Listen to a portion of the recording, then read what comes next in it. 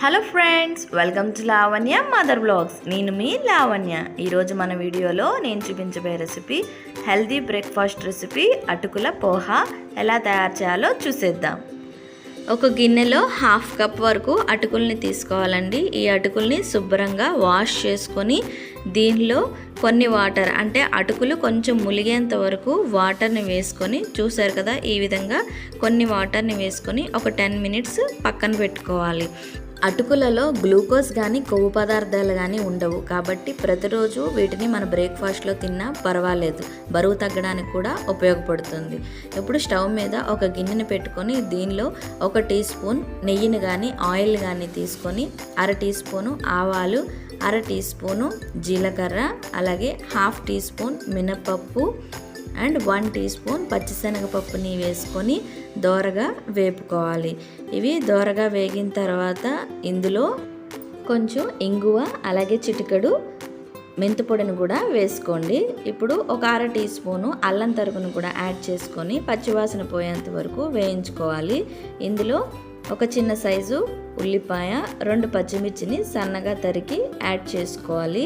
కొంచెం కరివేపాకు, 1/2 tea spoon పసుపు, కొంచెం సాల్ట్ని కూడా యాడ్ చేసుకొని కొంచెం సేపు ఈ ఉల్లిపాయల్ని మగ్గనివ్వండి. మనకి ఈ అటుకులలో B1 విటమిన్ ఉండడం వల్ల బ్లడ్లో షుగర్ లెవెల్స్ని కంట్రోల్ చేస్తుంది. వీటిని రోజు తీసుకోవడం వల్ల మనకి ఐరన్ లోపం కూడా ఉండదు.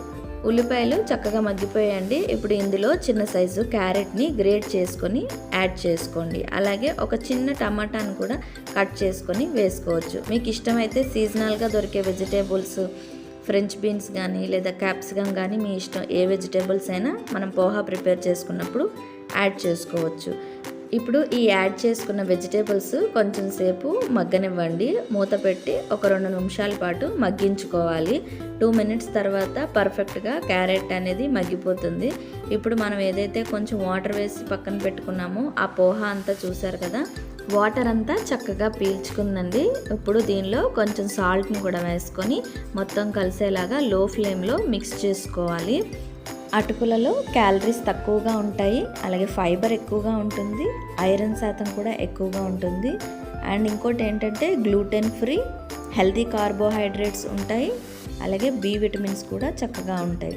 చూసారు కదా, పోహా అంతా మిక్స్ అయిపోయిన తర్వాత స్టవ్ ఆఫ్ చేసుకొని ఒక బద్ద నిమ్మకాయని పిండుకోవాలి. మీకు ఇష్టమైతే రోస్టెడ్ పీనట్స్ని కూడా యాడ్ చేసుకోవచ్చు. ఈ అటుకుల పోహా డయాబెటీస్ వాళ్ళకి, అలాగే PCOS, PCOD ప్రాబ్లమ్స్ ఉన్న వాళ్ళకి కూడా మంచిది. అలాగే బోన్ హెల్త్ని చక్కగా మెయింటైన్ చేస్తుంది. స్కిన్ అండ్ హార్ట్ ప్రాబ్లమ్స్ కూడా మంచిది. చూసారు కదా, పర్ఫెక్ట్గా రెడీ అయిపోయింది. ఇప్పుడు మనం సర్వింగ్ బౌల్లోకి తీసుకోవచ్చు. మనకి 1 కప్ ఫ్లాటెండ్ రైస్ రా పోహాలో 400 క్యాలరీస్ ఉంటాయి. అలాగే టోటల్ ఫ్యాట్ 7 గ్రామ్స్ ఉంటుంది. ఇందులో 0 కొలెస్ట్రాల్, 78 గ్రామ్స్ హెల్తీ కార్బోహైడ్రేట్స్ ఉంటాయి.